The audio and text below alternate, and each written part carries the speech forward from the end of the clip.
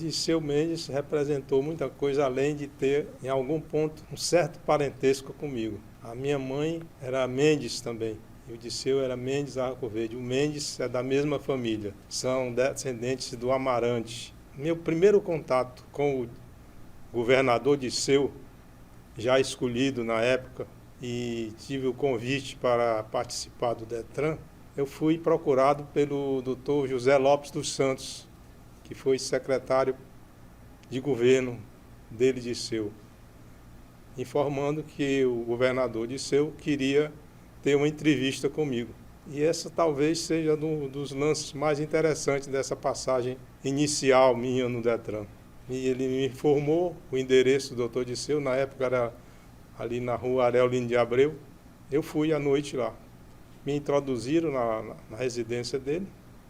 E quando eu chego na sala, está, além do Dr. Disseu e Dr. Zé Lopes dos Santos, o Dr. Zenon Rocha.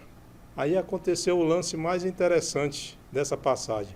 É que eu me apresentei a Dr. Disseu, ele me cumprimentou, cumprimentei as outras pessoas. Aí o Disseu disse: Gilberto, eu estou lhe chamando aqui porque eu estou sabendo que você já está respondendo pela diretoria do DETRAN, pelo afastamento do diretor anterior, e estou lhe convidando para você ser o diretor-geral do DETRAN.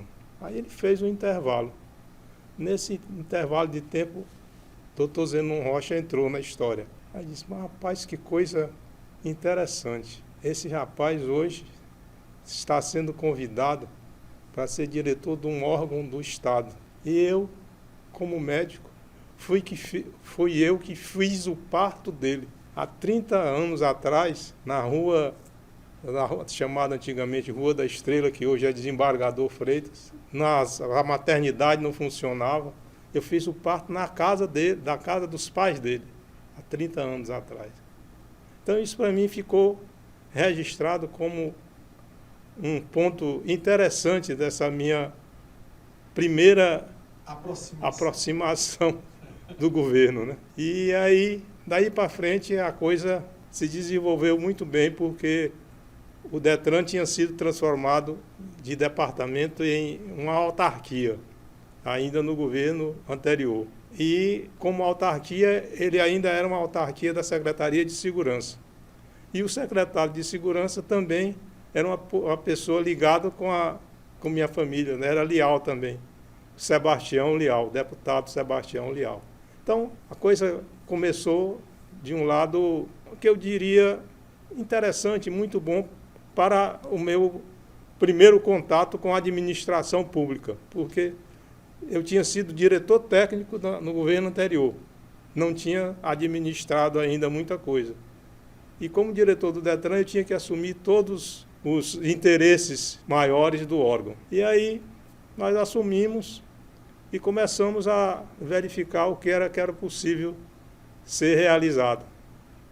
E fui ao governador e comuniquei a ele que já tinha feito um estudo, um levantamento da situação do DETRAN, que precisava fazer algumas alterações no cronograma administrativo do DETRAN.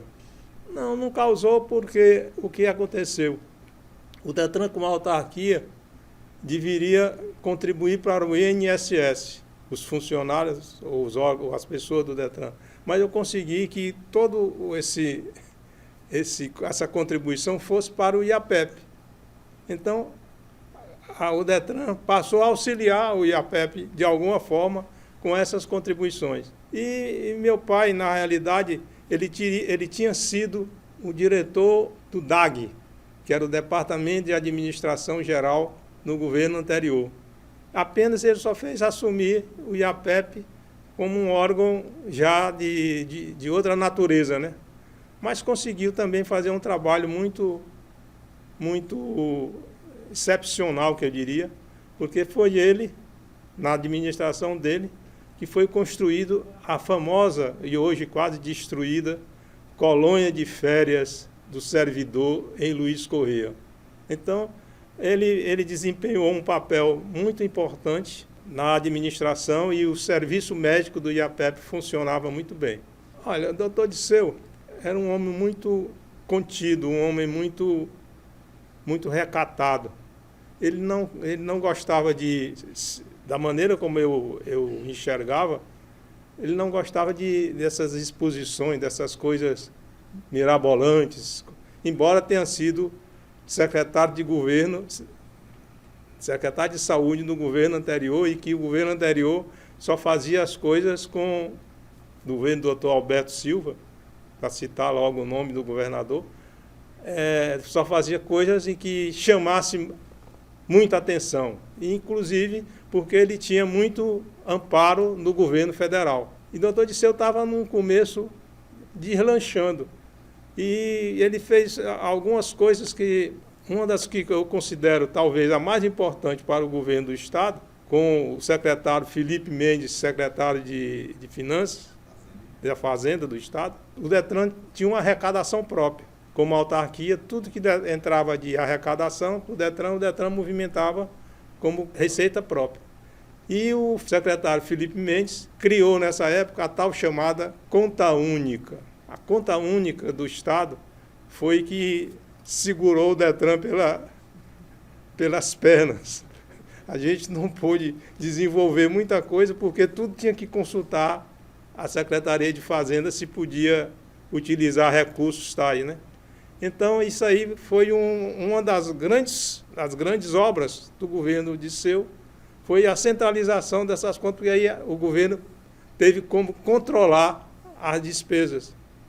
E isso importou numa economia, eu não sei de que ordem, mas uma boa economia para o governo do Estado. A sinceridade. Ele não lhe dizia uma coisa sem lhe observar as circunstâncias e como isso iria acontecer. Ele, como médico, eu imagino ele numa sala de cirurgia ter que tomar uma decisão. Ele tinha que ser objetivo. E era o que ele Disseu sempre foi. Foi uma pessoa que não guardava rancor, pelo menos não parecia, e que tinha essa liberdade de dizer não e dizer sim, depois de analisar os fatos. Eu não participava muito das relações em termos administrativos de secretariado, porque o DETRAN era um departamento, né? Não participava de reunião de secretários. Mas eu não tinha informação de nenhum problema maior que não fosse bem conduzido nas relações do governador com o seu secretariado. O governador Disseu soube muito bem desempenhar o papel de gestor e comandante como tal na época, porque nós vivíamos num período em que a administração era tida como sendo uma coisa absurda. Tudo que era feito, a oposição da época. Eu fui muito criticado na época por ser diretor do DETRAN, porque o DETRAN, quando tomava alguma providência, era sobre algum fato ou a mudança de alguma coisa. Então aquilo criava um clima de que era um governo militar, que era uma ditadura, que tudo era feito sem ser consultada a população. O período do governo do Dr. Disseu, ele teve, na realidade, muita sorte, porque ele tinha lá no governo federal, no Congresso, tinha um senador, Petrônio Portela.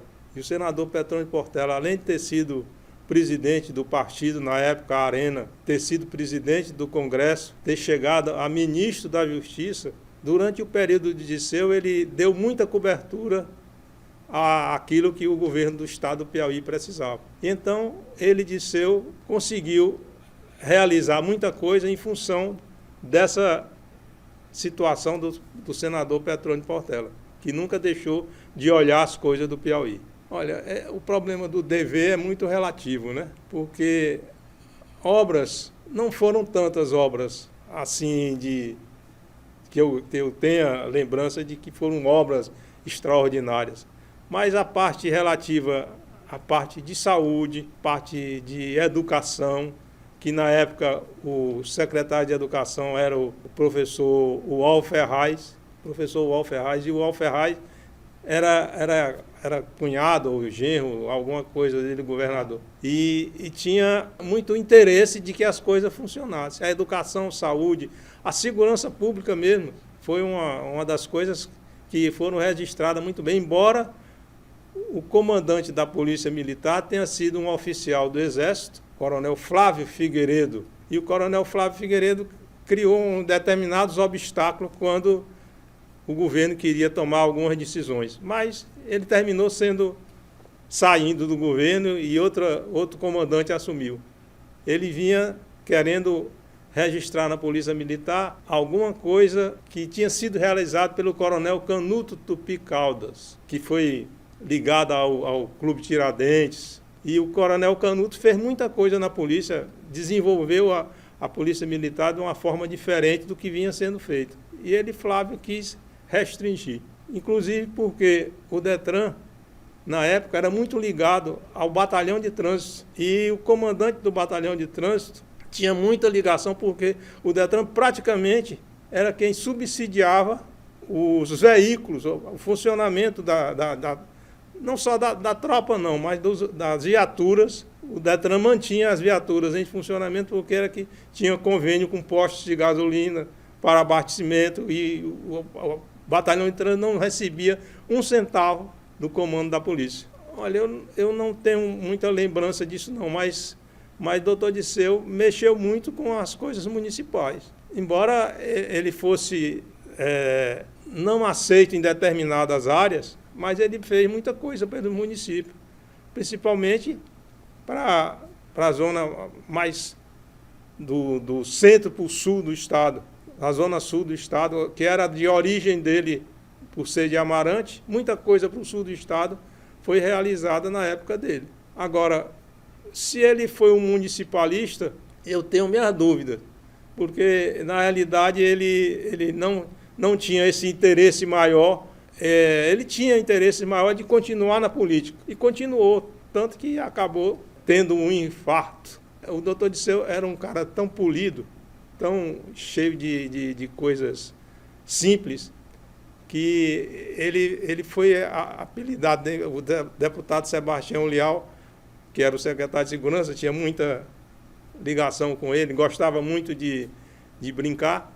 O Disseu tinha uma mania de lavar as mãos. Virou uma marca. Tudo que ele fazia, ele saía e ia. Era verdade mesmo. E o Sebastião Leal pegou isso como tema e levava isso como gozação, né? E ele Disseu nunca se incomodou com nada disso. Ele permanecia cumprindo a religiosidade dele de ter essa limpeza, né? Olha, ele era também, pelo visto, ele era também uma pessoa muito emotiva. A morte dele foi no Senado Federal. Ele estava discursando no Senado Federal, estava lá no púlpito, na tribuna do Senado, fazendo um discurso a respeito de saúde, que era uma decisão que o governo estava tomando em relação ao SUS, ao Sistema Único de Saúde. E a emoção para ele deve ter sido tão grande por ser a primeira vez que ele subia lá no palanque do Congresso para falar, que ele, não sei se ele já tinha algum outro problema circulatório, algum problema de saúde, e teve um passamento, teve um infarto.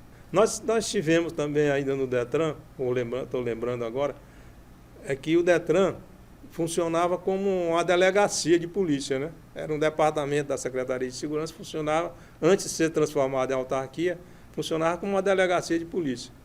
Então, quando nós chegamos no Detran, a gente pensou em alterar essa sistemática. Fomos a ele, governador, e propusemos a criação de diretorias no Detran. Já existia a diretoria administrativa e a diretoria técnica, mas faltava um controle para a parte de exames de habilitação e de registro de veículos. Então foi criada a diretoria de registro e habilitação e uma diretoria médica. O que é que acontecia na época? Para a pessoa se habilitar, naquela época, ele tinha que percorrer alguns pontos da cidade para fazer os exames médicos, para depois prestar o exame psicotécnico e depois fazer o exame de baliza, exame de alguma coisa. Então, o que a gente pensou foi reunir esses médicos num local, a pessoa iria fazer os exames nesse local, tanto o médico como o psicotécnico, e também a parte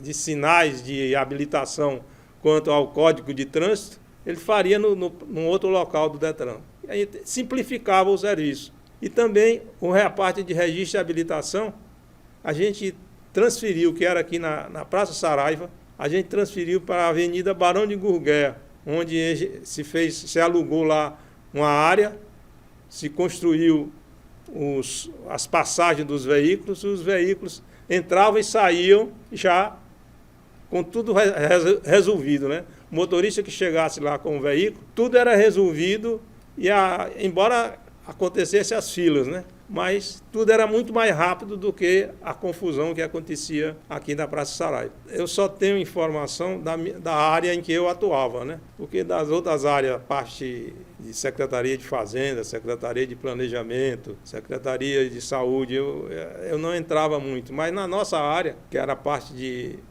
fiscalização, policiamento, principalmente porque o Detran era um órgão que elaborava esse tipo de trabalho, nós tivemos alguns problemas com o comandante da Polícia Militar. Ele não aceitou o que o Coronel Flávio queria fazer.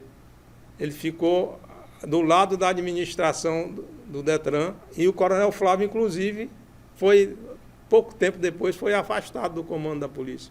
E por conta não é porque o Detran venceu a parada, não teve nada disso, é que nós discordávamos em muita coisa.